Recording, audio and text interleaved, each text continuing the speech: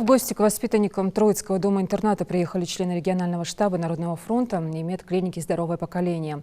Для детей провели яркое представление. Для 16 воспитанников подготовили шоколадные наборы, а также несколько ящиков фруктов.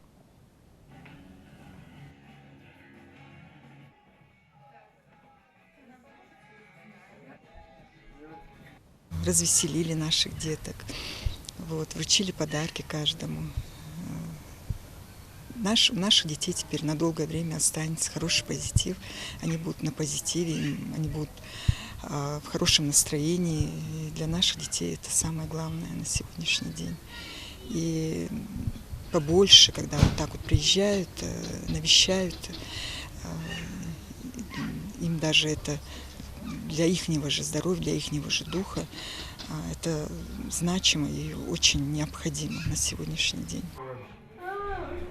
В преддверии праздника Мархаш для каждого жителя республики стала доброй традицией исполнять желания и дарить подарки детям, которые особенно в этом нуждаются. Благотворительная акция по всему субъекту проходит по поручению Махмуда Али Калиматова.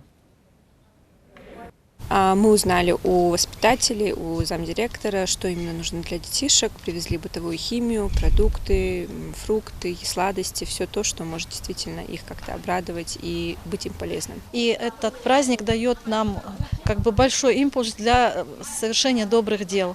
И сегодня по всей республике проходят всевозможные акции, сахар дают, люди раздают. То есть мы стараемся кого-то там обрадовать, и в первую очередь это малоимущих и тех, кому просто это очень необходимо, вот таких больных детей, конечно же.